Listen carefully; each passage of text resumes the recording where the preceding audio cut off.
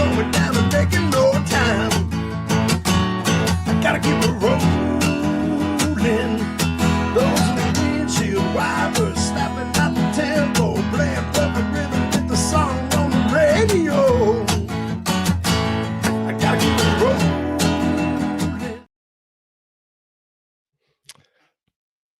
Welcome, everybody, to the Rideshare Rodeo Podcast, episode number 334.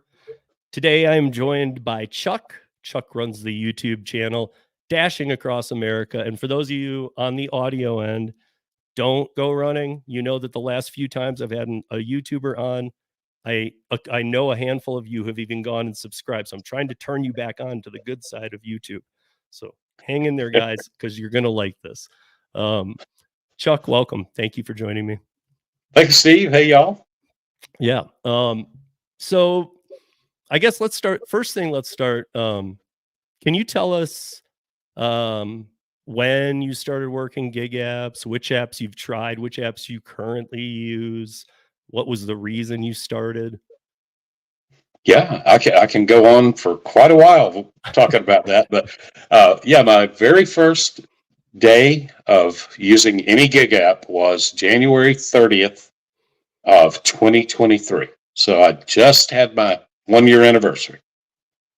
Okay, wow. So literally like it was April when you started the channel. So you started the channel pretty quick after too. Yeah, I had only been doing gig work for just 2 or 3 months, and I can tell you how it happened, why I got started. Yeah, please. First of all, I've always been a techie. I've always loved tech and gadgets, and I've always been an early adopter.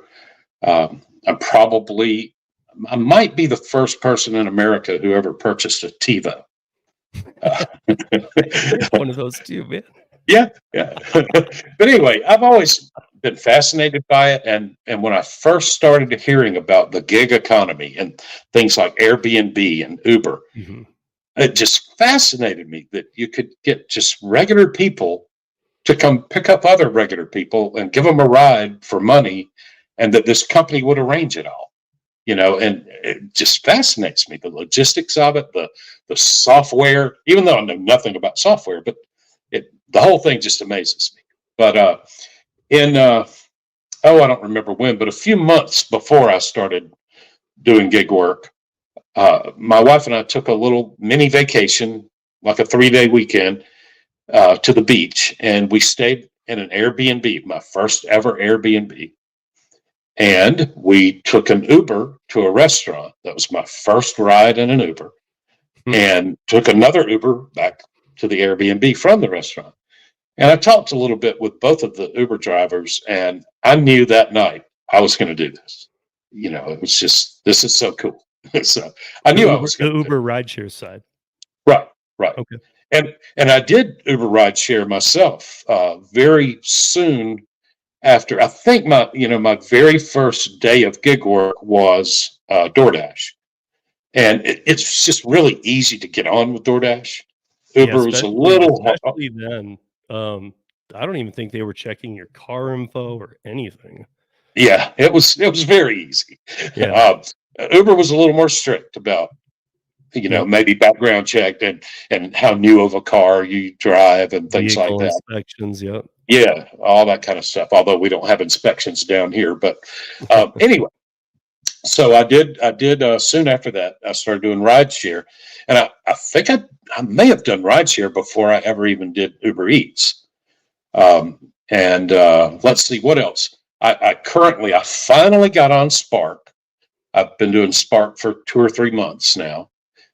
I used to use an app called Shipped, and I liked it, but I'm down in small towns, rural kind of, and Shipped they're just, I might get one offer a week or something on Shipped. Sure. And I don't know if they deactivated me or if I deactivated them. I think it was kind of a mutual divorce, but I noticed one time recently when I tried to get on Shipped, they told me that my account was deactivated or something. And then I've heard from other viewers that that's a common thing. And that if you contact them, they'll put you right back on. Exactly. Yeah. I don't know if you know but John Dash Theory. He's been on our roundtable he just actually got a new job, and he's now moving on to better and bigger things. So congratulations to John. But when I first started Shipt, I found his channel. Before I did my first Shipt, I watched like 4 of his videos. I learned everything about Shipt. I came out of the gate a master, and he was the one that told me when they did that mass deactivation late summer last year, where they were like, okay, everybody's deactivated. A lot of people are deactivated. If you hadn't done one, and I think it was like in 60 days, they deactivated you at whatever date that was. Yeah. But like you said, all you need to do is just contact them. They'll put you back on.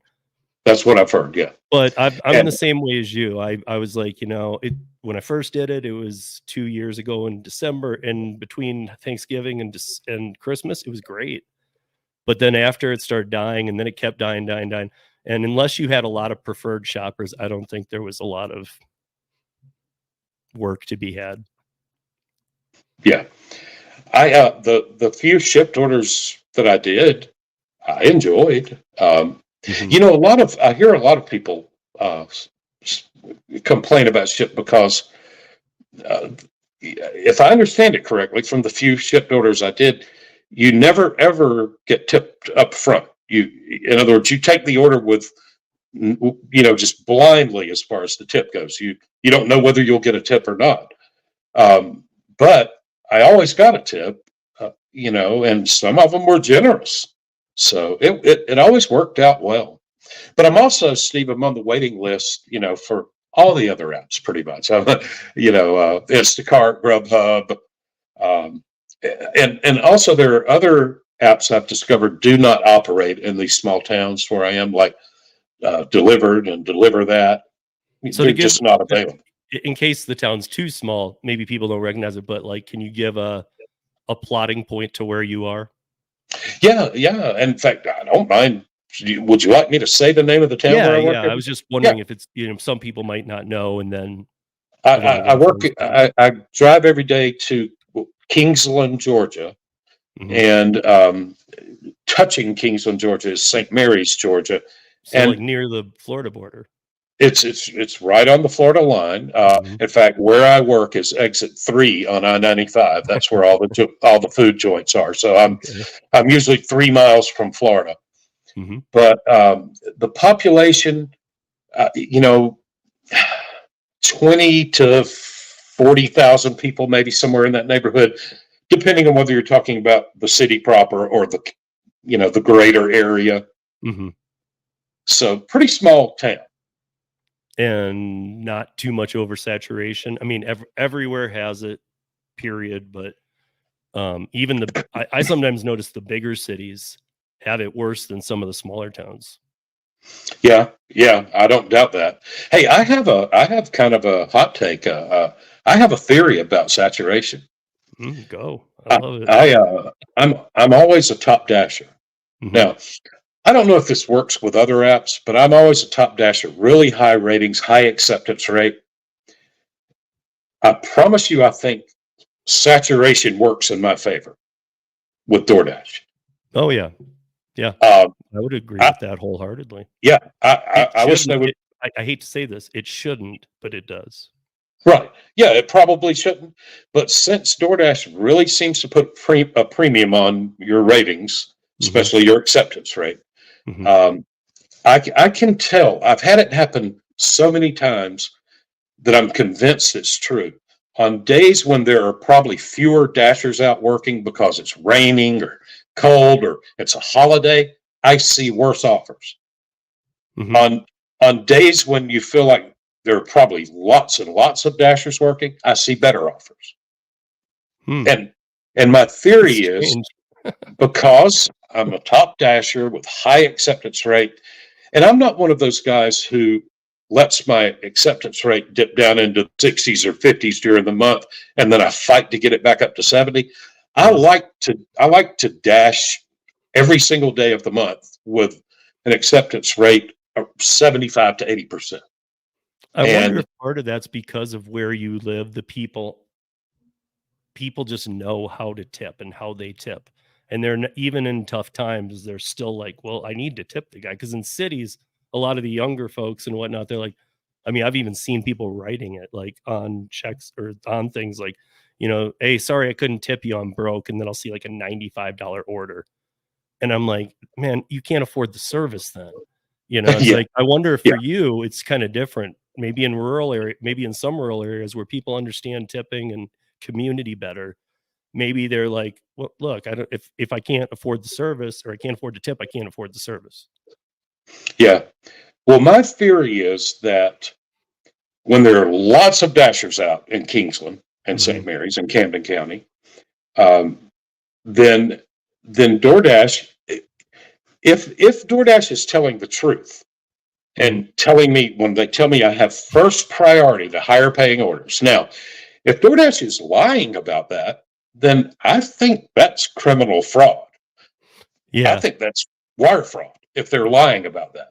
But they're let's assume they're telling the truth. Okay. Well, if there are a million dashers in my town, I'm exaggerating, but if there's an abundance of dashers, then if they're telling the truth, then they can actually send me the higher paying orders. But on rainy days or holidays when there aren't many dashers out, then they have no choice but to kind of send me all the orders, and so I see more bad offers when there are probably fewer dashers working. So now, I always think of it like a funnel. Like, so isn't there like forgive me, because we're in a big fight about the removal of acceptance rate in 13 states right now. And we're actually doing very well because we're hoping to get that into some of the legislation because it shouldn't be in there. I've been an independent contractor for production, lasers, lighting, sound, staging, pyrotechnics for years, traveled the globe and since 96. And if you're an independent contractor, you can't have an acceptance rate because independent contractors can't have any control over them. In fact, one of the ways that these apps have control over us is that you should be allowed to use any tool you want. Gary Middleton's apps, Gridwise. I mean, people know you're not allowed to use these, but you should be, because independent contractors are allowed to, without any interface from the hiring entity, use any box of tools they want. That's why you're an independent contractor. Sure. You're going to just get the job done. Don't worry about it. And Steve, I agree with you wholeheartedly about acceptance rate. I don't think it should be a thing. Yeah. But since it is a thing, I'm going to try to work it to my advantage. I mean, listen, if that's an app you use primarily, I would say until it is changed, I mean, if you're looking to make money, play the system. I just won't do it. But at the same time, DoorDash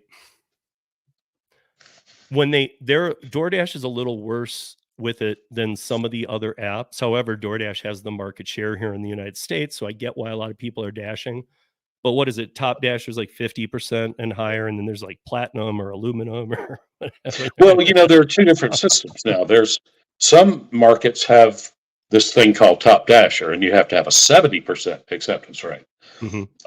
Other markets have these tiers, and I don't have the tiers, so I don't know exactly what they are, but they're like silver, gold, and platinum or something. And but we don't have the tiers where I work. You're either a top dasher or you're not.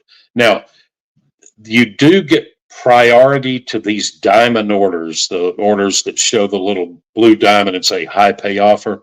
Yeah. If DoorDash isn't lying, you get priority to them if you're above 50% acceptance rate, and you get first priority to them if you're above 70%. Right. So, and I've seen those, like Kim. Yeah. Again, I keep referencing Kim, but Kim's Side Money Plans, she stays top dasher.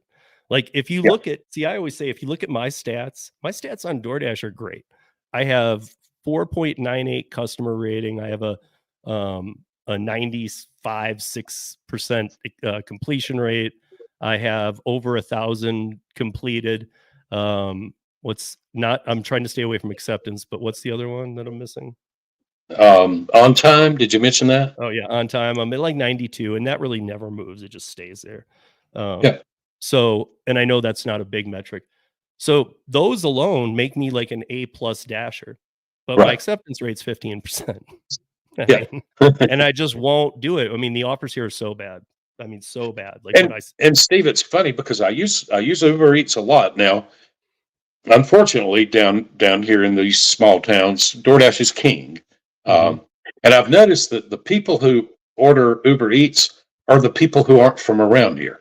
We have a big submarine base, and the military people tend to use Uber Eats, but the local people all use DoorDash. It seems like that's just the way it seems. But my Uber Eats acceptance rate is it varies, ranges from 15 to 20% acceptance rate on Uber Eats, because Uber Eats doesn't punish me like DoorDash does. No, in fact, Uber Eats uses the same exact system that they use for rideshare, closest to the delivery. Period. Yeah, yeah. So what? Again, it's a perfect example. Why even put the acceptance rate in there? It's just psychological. On Ubers, it's just psychological. It's just to screw with your head. Now, Uber rideshare, they always show me this thing called gold, do so many more trips for gold. And it's usually, I think it's like 200 or something. I'll never get there, but don't they show you more information on the offer screen if you're up to that level or something? Well, yeah. Or guys, as I love to get a chance to plug, just download Para, hook your Uber account up to it, and you'll see the drop-off address. And really, oh yeah, we got it all hooked up. What? Yeah, because I have a story about my very first rideshare that I gave. No, yeah, one of the things. So in the beginning of Para, the biggest thing that we did, and you weren't dashing yet, so, but I figured maybe you heard of it, but we had tip transparency. So we had, a handful of people using the app, and within 4 months, we had 253,000 people using the app active. Wow. Because when a DoorDash would come in, and this lasted for about 5 months, every order that came in on DoorDash would drop down and say the complete miles, where you're going, and the complete pay. The complete address? It would say the complete address, the complete miles, and the complete pay with tip, no hidden tips. Before accepting the offer? Yep. On a DoorDash offer? Yep. But then DoorDash put a cease and desist on us. Oh. So we took it down, but 3 months later, our programmers got it back up. The app is doing a lot of things now, but we are kind of moving away from that. That was our disruptor stage. We were just pissed, but there's a lot of people invested in Para. So that David, the CEO, David Pickerel, he was the territory manager for Las Vegas Uber when they launched Rideshare. Wow. So he was the guy making these decisions, and in Vegas of all places, when they were pulling up to casinos, it was worse than in other cities where the cab drivers were getting mad. They're like, what are these cars doing pulling in front of us? And so there were physical fights. The casinos were getting involved and saying, get out of here, and all this crazy stuff. And so they were always on the fly fixing things, but he knows such the ugliness that's why we started doing this benefit for drivers. Like, you guys that's another independent contractor fact. If I get a job to go do a Toyota corporate event in Anaheim, they don't say to me, hey, we'll pay you $100, but there might be $1,000 bonus in it. It says, here's the flights, here's the flight times, here's the hotel you'll stay at, here's what you'll be doing, here's the scope of the work, here's where the venue is, here's what's going to be expected, and here's the pay. Do you want it? Yeah. And I say yes or no. And again, Steve, I agree wholeheartedly with all of that. Yeah, not being transparent when you can very easily, because what I will tell you is DoorDash literally took us beyond seriously, because even at the time, Para was valued at a couple million. Now since it's actually gone up oddly, even without the TT, and we had a new person jump in. So it's over. Like David was interviewed by New York Times and gave the numbers. So if anybody wants to go find it, they can. I don't like saying it. So, but the new valuation came in for all the other things we're doing and people we're working with. But they were very pissed the second time when we got the cease and desist. Now our main office is located in Austin. David finally moved about 6 months ago, moved all the office out there, but it was in San Francisco. And so we had to hire like an $800 attorney, $800 an hour attorney that had faced DoorDash before. So he kind of knew, listen, if it comes down to it, you're not going to win. We won't go to court with them, but let me push and push and push a little. We'll get a little publicity out of it. We'll see if we can't make a mark. And so the second time they gave us the cease and desist, and when you walk into the office at Para, we have both cease and desist framed as soon as you walk in. They're framed on the wall. Cool. That's pretty cool. But yeah, some of the apps are so much more transparent than others in some ways. Like for instance, some Spark. are completely transparent. Yeah.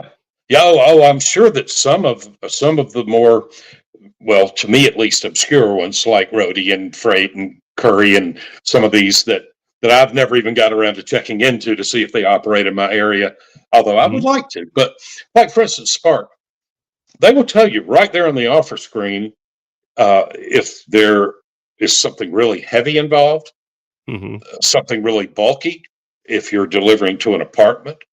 And then you have 60 seconds to examine the offer further to see exactly what items you're going to be picking up, looking for cases of water or things like that, And all of the apps could do that. They could all easily do that. Yeah. Oh, right? Yeah. Well, they don't want to, though. Yeah. And for a lot of reasons, part of it just simply being the control factor. Yeah. Even if they can't specifically state this is, like, they never would, but even in a private meeting, this is why we do it. Just knowing they have that control, because down the line they may want it, kind of thing. It's so ridiculous. But when we faced their lawyers, I wasn't there, but David got a chance with our lawyer to face DoorDash's lawyer and a couple of execs from the company. And they said, listen, this was the second offense. They said, listen, we'll give you till Monday to take it down. It was a Saturday.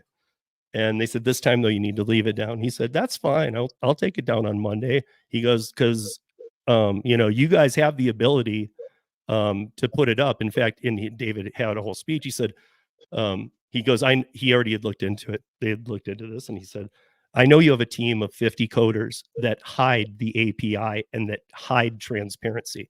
He said, you guys could save money by just getting rid of that team. He goes, and you should be transparent anyway. So as long as you're going to be transparent, we'll take the app down. And they literally were like shocked. They had served us twice and they're saying, no, you're going to take it down anyway. And he goes, well, that's great that you're going to put it up on Monday. Wow. And they just didn't get it. Now, we still took it down because our lawyer even said, Monday, whatever the time was, 8 a.m. is when it has to be down. He goes, I would recommend at least an hour prior, if not the night before. He goes, because 8:01, they're gonna put a lawsuit on you guys. Yeah. And so it got very real. But we've had our outs with them, and I don't know. I don't like the abuse of trying to. I get it. Like, they don't want. If I was them, I would be more concerned. Instead of making the tiers, just only allow like. Two I know a lot of people won't like this, but allow only 2 cancel orders or whatever you call it on DoorDash, letting it go. Yeah, unassigned. So only allow 2 per 100. That's a real metric that matters, because really, if it's all about getting food quickly to people the quickest you can, that always hurts the system. So why do they allow you 10 out of every 100? Because in my book, like, show complete transparency, just don't allow unassigns. That will balance itself out too. Sure. Because you'll get drivers saying, well, wait, I don't, because you get those people who stack and multi-app and all this stuff, and then they let things go. And I've seen it. I've seen the system fail many times. And they think, well, we have so many dashers, it's not a problem. It is a problem. I mean, just make people, and people should have I'm not trying to bag on other people. People would it's not they should, because these apps have done a lot of damage, but people would, I think, have a much better attitude about completion, saying, you know what, this order's better, but I accepted it. I have to do it.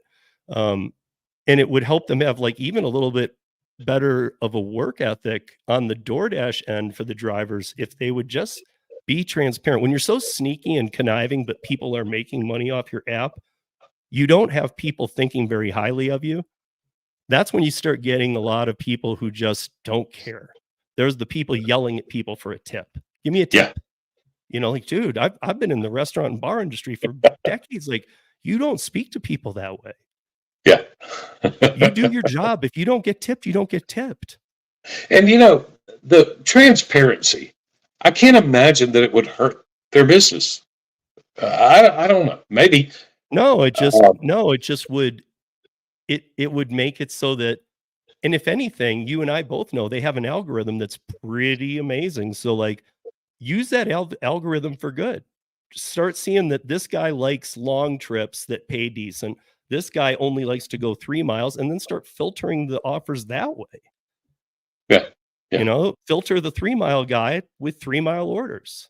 Filter the other guy. But don't penalize him for not taking it. But I would say, I would even say jack up the, not now along with the other stuff, but jack up the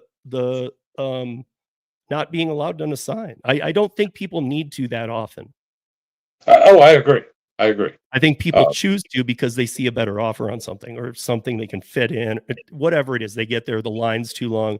And I think people need to start having a sense of a little more responsibility, but it's hard when the app, if the apps are gamifying you, how do you not play into their game? It's like if you have a crappy manager at a bar who's never there, you're more likely to steal. Yeah. You know what I mean? Like, it's just treat people a little better. You might see that the platform might work itself out.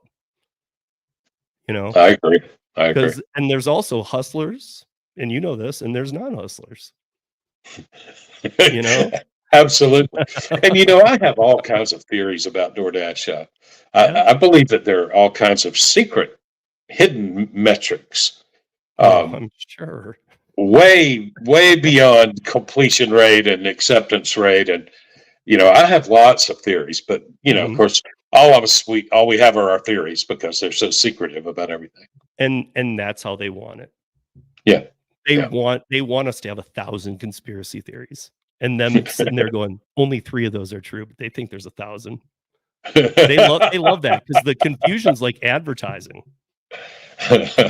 You know, so it's, I don't know. But yeah, moving on from that, I did want to ask you. So I think I already mentioned it, but you know, so Chuck said that in January 30th of 2023, he started these apps. So he started the channel in April, and he has 5,000 subs or over 5,000 subs right now. That's really good for a channel that old. Some channels that get that high, though, they don't have the views. Chuck has the views. I see that he has 600,000 views. I mean, you've had a lot of success, and like your lives get a lot of people in it. So I don't ever look at the subscriber count. I look at like how the channel performance is. Your channel performance is like through the roof. I guess part of it's probably your positive attitude and the fact that, and I've said this, you know, that's part of me. I like to be around positive people. Again, YouTube's a platform for entertainment. There are times and places where people love the flip side of what I like. But I don't prefer. And you know what? I like some of the people who are, how do I say this? Some of the people who are always ragging on the apps and oh, I mean, me too. And you know, I don't know, should I name names, but like Dashing Trader, the guy cracks me up. He cracks me up, and I think he's actually brilliant. But I've you know, met him in person even, so he's a good guy. Yeah, I love that guy, and he entertains me, cracks me up. But he's like the polar opposite of me. You know, I'm Mr. Nice Guy, and he's always, you know, slamming the apps and the customers and all. But he cracks me up. I love him. Yeah. Yeah, I mean, and that's I guess that's a perfect example of an entertainment channel in our space on YouTube that even when, and look, he doesn't do it anymore, so I won't even mention it. If you guys don't know what he was doing about a year ago, just go back on I his know. channel. I know, just go back on his channel and watch. I don't want to talk about it. Yeah, Trader's a friend of I mine, do know. so because I did have an opinion on that. I was like, man, you might be Yeah. going a little too far here. And so there, for those of you that kind of thing interests you, there, I just piqued your interest. Now you're gonna go check it out. That's Check right. out Dashing Trader. But yeah, I mean, you've clearly had a lot of success. I am, at least when I'm in your lives, I see a lot of people I know. I see some people I don't know. But everybody's positive. Nobody's in there like doing, because I like when I'm doing lives, I like for the chat to kind of be running itself like yours does, and people are being good, but I don't have time to monitor it. But mine has gotten to a point where I feel like they're asking real questions or they're talking amongst each other and being nice. They're not doing what some channels do. So you have like that zero nonsense BS channel. And again, nothing against those channels, but your channel also does something that I think it was such a great idea. And I want to talk about it for a minute, that you do these guest star videos. Yeah. And so I'm kind of interested, like what made you start doing that?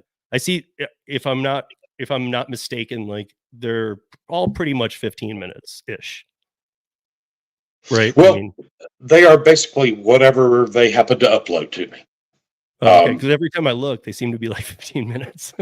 Yeah, right yeah. In fact, I think the two most recent guest stars have me like 25-minute videos. Okay. Which is fine with me. I don't care. Whatever you want to upload to me, I'll publish it on the channel. So that's what I was gonna ask you. So I was looking on your about section, and you literally just have is it a Dropbox, I think, link? Yep. And you're just like, Yep. and so it's like, I love this. I mean, I just love when people get creative and unique, and I love that, because I think there's a lot of your guest stars, maybe they're looking to try out how they do on a channel, but I don't feel like that for the most part. I feel like they just want to tell their story once and get out of there. Yeah, and that's what I'm hoping for. I would love to have more people who don't have a YouTube channel, don't have any interest in having a YouTube channel, don't want the headaches, the commitment, the work of a YouTube channel, but would kind of love to see themselves on Dashing Across America one time, and just ordinary people. And I want to see them. I want to see those people, the people who are dashing. I want to see the everyday dashers around the country. I want to see the restaurants they go to. I want to see the architecture of the houses, the trees, the weird trees we don't have down here where I live. I just want to see all. Yeah, show us your city. Maybe we've never been there. Maybe we want to visit. Exactly. And as far as I know, no, there are probably lots of gig tubers that I don't even know about. I'm subscribed to probably 70 gig tube channels. And I try to subscribe to as many as I can, because I really enjoy them, even though I don't have a lot of leisure time for watching them. But yeah, I would love it if just ordinary Joes, and I have lots of more people who say they're going to do it. But, the problem is these people don't have GoPros. Yeah, but you and I both know, for anybody listening, you can just take a phone. You just need a phone. Just take a phone and put it on your deck and record yourself. No, it is a little complicated to do. It's if you've got your one phone and you're doing DoorDash orders and recording yourself and all, there's some switching back and forth, and it's a little complicated, but it can be done fairly easily. But you don't need to be dashing when you're doing these. You can do it however you want, can't you? They could be just sitting in their car saying, I just finished a dash. Let me tell you a little bit about my city and dashing in this market. They don't need to be driving. I suppose they could, and I'm sure I would probably publish that. But I've encouraged everybody to, what I tell people who ask me about it is, record yourself picking up and dropping off half a dozen orders. And there's a video. And upload it to me. If you don't know how to edit video, upload the clips to me. I'll stick them together into a video. It would be sweet if you knew how to put them together into a video. If you know how to edit. and if you don't know how to edit and you learn, a new skill. That's right. That's right. But yeah, I really love, and I encourage them, but I love seeing the restaurants, the restaurant employees, the customers' houses, even the customers themselves, if they come to the door or something. Mm-hmm. Of course, I also have Was that at the beginning of the channel though, or when was that? When that was started, was that a big growth spurt for you, or was the channel already pretty big? Yeah, no, I think the guest stars have had nothing to do with the growth. Okay. I think it's just something we do for fun. How long? So how long has that been going? Well, a pretty long time. I mean, shortly after the launch of the channel. Okay. And Steve, here's what happened. So my son and I were talking one day about ways to make money on the internet, and why aren't we all doing it? You know, why aren't we using the internet to make money? And this was a wide-ranging conversation where we discussed all kinds of ways to possibly make money on the internet. And so my son and I came up with this idea of dashing across America, and the idea was, this son of mine is a bit of a nomad. He doesn't really have roots. No wife, no children. He's kind of he's free to roam. And so the idea was that he would drive all over America, dashing in different cities all over America, putting up YouTube videos. And so we threw together this channel in 5 minutes, I mean, if you have a Gmail account, you have a YouTube channel, even if you don't know you have a YouTube channel. Yeah, I mean, all it is a click. Like you probably know you have a YouTube you have a YouTube account, right, through your Gmail, but all you got to do is say create channel, and it's created. Yeah. You just click a plus button and upload a video, and you've got a channel. Yeah. So the name, the logo, well, the proto logo, the initial logo, everything about it was put together in 5 minutes. Just over this discussion we had. Well, it turns out that my son, who has appeared in several videos, including today's video, he hasn't yet committed to this idea of traveling around the country, and this has been almost a year now. He still says he's going to do it, but he hasn't done it yet.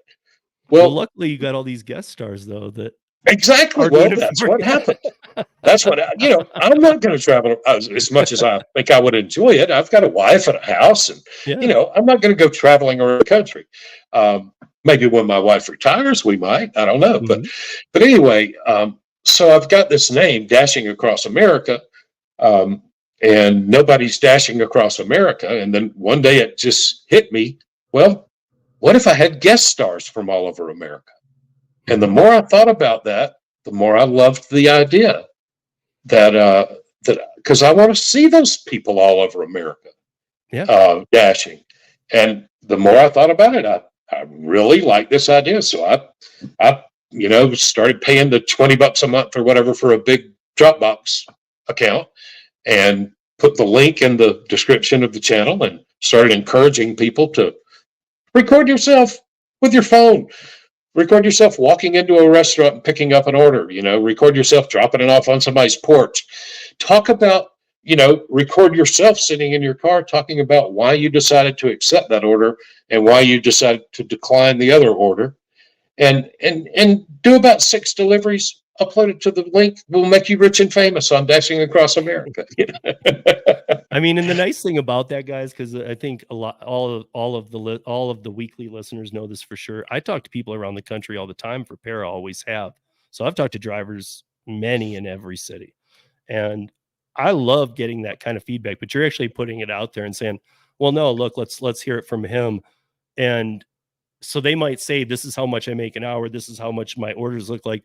And that's kind of the proof to people that, like we always say, market to market, night and day. Can be. Yes. Can be. So like, you might be going, no, he can't make that much. That's not true. But then, if he's making a video and showing you, that's just where he lives. It doesn't mean anything. And of course, we know it's possible to edit your videos in such a way that you could make it look like you're making more money than you do. But I don't know. Yeah, I don't. But I mean, like on yours, people are showing, like they're showing, and you can see their map of where they live. So you see the city, or maybe maybe not every one of them, but you can tell they're driving in the city. So clearly, they're not showing you New York City. Well, that's a bad example. And they're showing the screenshots of the orders they accept. So I don't know. I believe like I would almost say probably none of the people are showing you bunk information. Yeah, that's what I think. Yeah, I mean, so maybe far, I'm wrong, but I honestly don't think that's what's happening. But I think maybe I'm naive. I think it's helpful to other people. I think that maybe I'm naive, but I believe them all so far. Yeah, I would. I mean, I would too. I've watched those, and I think that those people are pretty green about making videos too. So they're they're being pretty upfront, and so it's just the way they pitch it too. I can almost tell when somebody's telling me something than true. So I mean, I don't know. I love it though, and I think it's great. I think that's because when I first used to see you coming up in my feed, I was like, why does he look different every time? And I was like, oh, and I started seeing that some of them were these guests, and I'm like, oh, okay. And I got to your channel, and I was like, oh, there's like he's doing like this guest, and I loved it. So, and I always give those videos the title. The title always starts with the words guest star. Mm-hmm. Yeah, because I want everybody to know that this isn't Chuck. This is a guest star, and so if you don't want to watch a guest star, then it'll be easy to avoid. Mm-hmm. Yeah. But so I know another thing I really like about you is you balance your life. A lot of gig workers worry me a lot. A lot of work, like I think he's doing a lot better. Bud Soda, I'm not picking on you. You're my boy. I love you. But he used to worry me with how much he worked. Yeah, and the energy he works 1,000 hours a week, I think. I mean, I was very worried about him and his health, and he's younger than me, and so I knew how much he was burning himself. I feel like he's doing a little better with that and balancing it a little better, and so I love that because he's a very smart guy. He's a very kind-hearted person. But I know a lot of people are just out there, just busting like day after day after day. I don't even think you work weekends. I know you don't work evenings or after dark. I don't think you like working those. Like you've got a pretty set schedule and you make what you make and you're happy with it. And I know you go out to the beach on the weekends with your wife and you do things that I think everybody should be doing. Like I do backcountry search and rescue. People are like, where are you sometimes on the weekend? I'm like doing other things. Out in the mountains looking for somebody who's missing. This is all you do. Yeah. I don't know. I'm in my early 50s. I know that, you and I are over 100 years old together. So yes. So my point is that like, I'm still doing very active things, but I have major concerns for the people who are working 7 days a week. I do too. And, Steve, part of it is my age. I'm retired. I'm a retired teacher. Mm-hmm. And so I feel so bad for these 20-something, 30-something-year-old people who are out there trying to pay their rent and their power bill by DoorDashing, because I can't imagine the enormous pressure that's on them. And I have no pressure. I do this because I enjoy it. It's nice to make a little extra money and all, but I just can't imagine what pressure these young people feel who are trying to earn their living by DoorDashing and Ubering and Sparking and everything else. But yeah, I usually work 3 or 4 hours a day. Now, in the wintertime, I've gone to doing this 7 days a week just because we can't go to the beach because it's too cold. But I promise you, within a month or so, you won't be seeing me dashing on the weekends because Heather will have me at the beach every Saturday and Sunday. That's awesome. And I've seen that you drive your bike or your vehicle right onto the beach too. Yeah. It's a great. We love that beach because we can drive our Jeep right out onto the sand. It's so cool. You don't have to carry heavy coolers and chairs and umbrellas and things. It's awesome. Yeah, it's awesome. Yeah. So I don't know, the people who do dash I had somebody in a live stream I was doing today who, and I get random type stuff, questions in there sometimes. One of the questions was, hey, for a recently graduated high schooler. Now I have a 17-year-old who lives with me in his senior year. That's my only son. He lives with me 24/7, 365. He lives here all the time. And it's just him and I. So I was actually able to relate to this question a little bit. At least I said, even this is how I gave my son the advice, because he said, as my age, he goes, what should I do first? And I think he was referencing gig apps. Right. And I told him, I said, listen, my son went out and, like, at the tail end of the pandemic, got a job as a lifeguard. He's since been promoted twice. He keeps up all his certifications. He makes $18.50 an hour. You know, he's 17 years old. That's more than some gig workers make. Yes, absolutely. And so my point, what I told this guy is, I said, listen, I've had salary jobs. I've had W-2 jobs. I've had a bunch of different types of work. But I said, if you're just graduating high school, if you're 18, you can't do rideshare. But if what you're saying is you're thinking about doing Instacart Grub, I would say get a W-2 for 2 years at least. You need to learn the responsibilities of a job and the structure of the workplace before you can just start going, I'm going to be an independent contractor. I already worry that too many people don't even understand what an independent contractor is. But I would really hate for that age to start. Because that's just risky. Maybe the first 2 weeks he's killing it and he starts thinking, I can afford this apartment. No, dude. No. You know, or if you really feel like you are going to do this at that age, I still say get a W-2 and pick one night you're going to do it. Then if you do 2 or whatever, great. But have a W-2 for, I honestly believe, and everybody's probably going to have their jaw on the floor a bit, because yes, I've had a bunch, but I like being my own boss, and I've developed a specialty niche of skills where I can do that. If I can do that, this country allows that for now. And I think that part-time gig work is ideal. Well, 85% of the country thinks so too, because that's how many people are part-time. Yeah. I think it's just perfect for part-time. And I'm sure there are guys out there who are just killing it full-time and making great money, you know, but I don't know. It just seems to really be suited for part-time work. Yeah. We'll see how this Department of Labor ruling comes out, but I still stand by that. So if anybody is listening, and even if you have a kid, I was just thinking about it because I saw it today and was responding. If you have a kid, like I had that talk with my son, and I was like, you know, hey, I was always I did always restaurant, bars. I worked my way up, made lots of good money. And all his friends were getting fast food jobs and whatnot. And he went out on his own and found this lifeguard gig.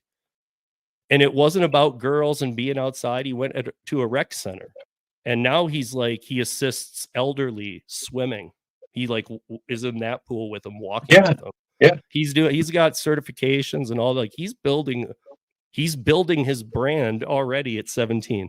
That's amazing. I mean, and this is what I tell, and that's why I'm saying it. That's why I tell gig workers, but I'm telling anybody, if you're a parent, I'm not trying to tell you how to parent, but I wouldn't recommend to a kid, like, because my son he's on the younger age. You were a teacher, you'll recognize this. His birthday is early September. So he was able to start a year early. Right. And he always clicked with the year before him more. Like his friends that had a year younger brother, he always clicked with them more. And I always noticed it. And so he's brilliant, but him and I have had some very extensive talks. He's taking a gap year. At first, I'm like, wait, what?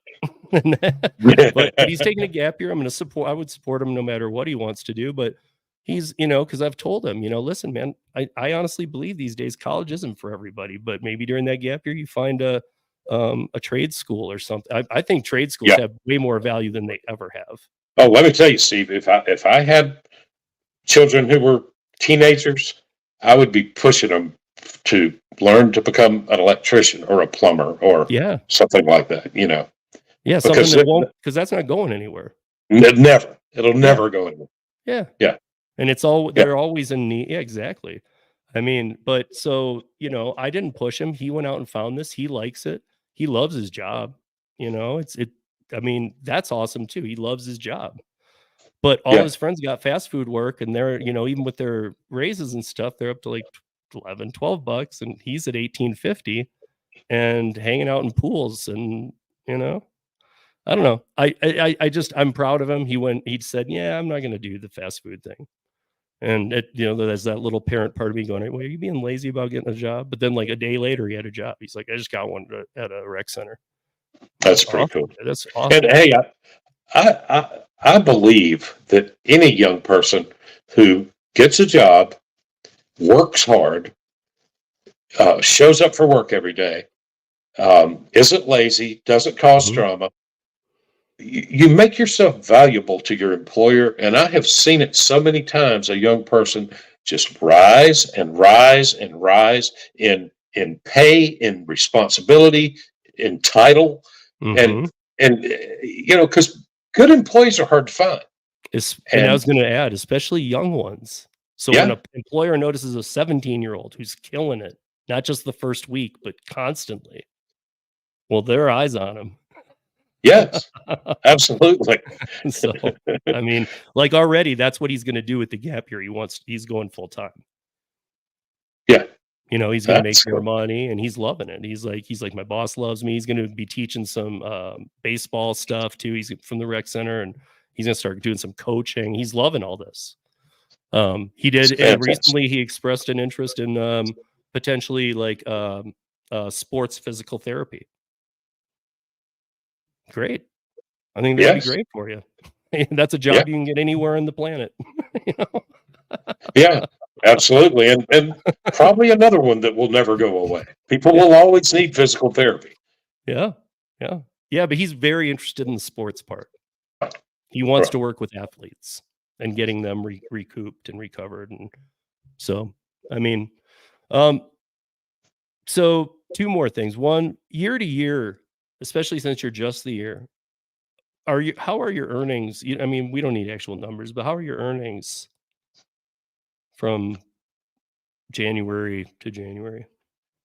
Earnings in just overall, like for the hours you work, for the times you work. Have you pivoted to work other times because you're like, I'm not making that, whatever you might be a goal, $100 I need every day? Or yeah, well, the gig apps, because I'm only willing to work 3 or 4 hours a day, it will probably always be about the same.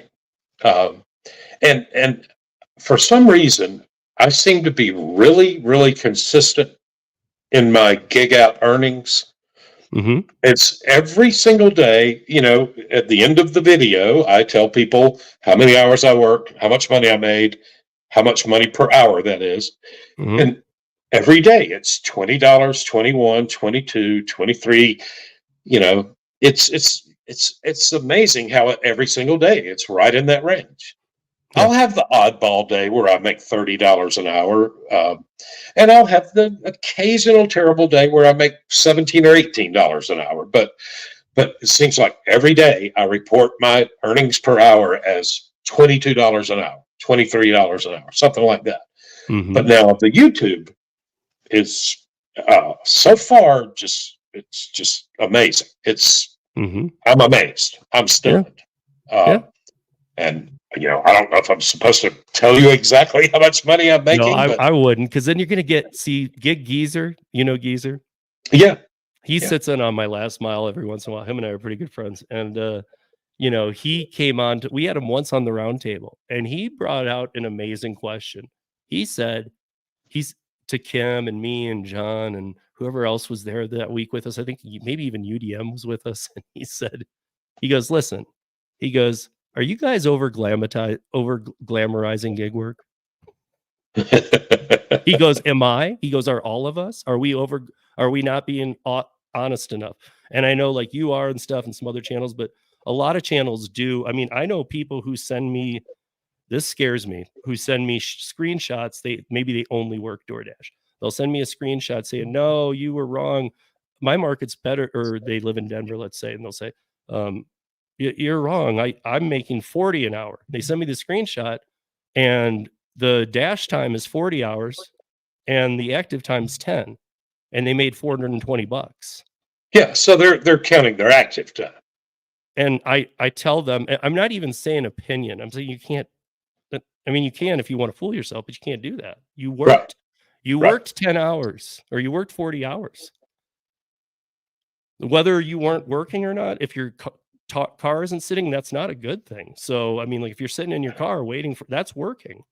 Yes, it is. Yeah. In this space, in this way, that's where you're working, and you've chosen. You know, I mean, it just baffles me that people can look at that and go, "Look what I made in 10 hours." You didn't. Yeah. And I never so much as even look at my active time. I don't have a clue what my active time is because that doesn't matter to me. I know how long I was out there working. Right. And You go out for 7-8 hours. So, you know, I was out for 8 hours. That's what I made. To you, it's almost like you don't need to look at the dash or the active. No, because you're just like, I was out for 8 hours. That's what I made. I know that I arrived in Kingsland at 9 a.m. and I left Kingsland at 2 p.m. So that's 4 hours I was working, you know. And that's why I said that, was because, I mean, because if you're doing well with YouTube, I get afraid that too many people will think that'll happen for them in a day. And I have to point out the flip side that Chuck is one of the people who has done a very good job building his channel. And for whatever reason, the algorithm caught him well, and all the things have to fall, all the dominoes have to fall in order for you. Otherwise, don't expect, you're not going to become a millionaire on YouTube. Probably not. Although I'm still hoping. Right. No, I mean, and to those who still are like, well, I was going to start a channel, I won't now. No, I'm not saying that either. If you have the ambition to do it, but don't do it for the money. Oh, absolutely. I'll create a YouTube channel because I do gig work and I'll make $1 million. No. And it's a lot of work, and it's a lot of work too.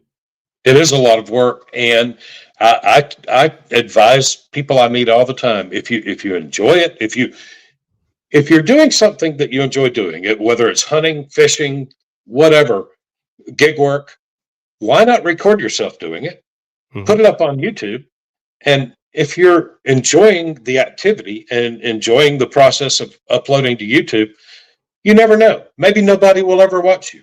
Maybe 100,000 people will subscribe. You know, you just don't know. But if it's not drudgery to you, if you enjoy the process, why not do it? You gotta have a love for it. Yeah. And so I said early in when I started recording myself, I said into my GoPro, I don't know if anybody will ever watch these videos, but I'm enjoying doing it. And maybe someday, if I want to see video of my late father, I have to go digging through VHS tapes and find a VCR and, but maybe my children and grandchildren one day when I'm gone will be able to just pick up their smartphones and flick on YouTube and watch late grandpa when he was still alive out, and that's good enough for me. That's fine. But yeah, Steve, something crazy happened. I don't know how or why it happened. I was just doing my thing, going out DoorDashing for a few hours a day and recording myself and uploading to YouTube. And, for the first 6 or 8 weeks, I had 10 or 12 subscribers, 25, 30 subscribers. And then all of a sudden, within a few days, I had 1,000 subscribers. I went from 50 subscribers. The algorithm, and it's the and that's what I've told people. I don't have a clue why that happened, how it happened, but one day I had 50 subscribers, and 6 days later I had 1,000, and I don't have a clue. I'll take a stab in the dark. I don't have a clue either, but my guess would be they recognized you as being in the gig space, and they saw, wait, he's got a nicer mouth on him. He doesn't have a sailor mouth. He's not being a jerk. He's not arguing with people. Like, there's a lot of people that are looking for a channel like that. We know this. And they're not watching these others, and they're kind of sitting here in YouTube purgatory waiting for a good channel that they'll like. And they all of a sudden thought, pop this guy up there because these people want to watch that stuff. Yeah, maybe so. I'm just dabbing in these days, I know I can't tell you what an algorithm does, but I can at least take a best stab at it because I've been around enough. But yeah, I mean, you guys check out Chuck's channel on YouTube. And I think that a lot of my audio podcast listeners will actually do this, because that's what they're looking for. They just don't want the drama. And if there is drama, they want it to have a purpose. They don't just want it to be drama for drama. But check out Dashing Across America. I'll leave it all in the show notes that you guys are listening to. And thank you, everybody, for tuning in. Thank you, Chuck, for joining me. And My pleasure. Yeah. And until next week, earn safe, be smart, and be good to each other, everybody. She was just a baby.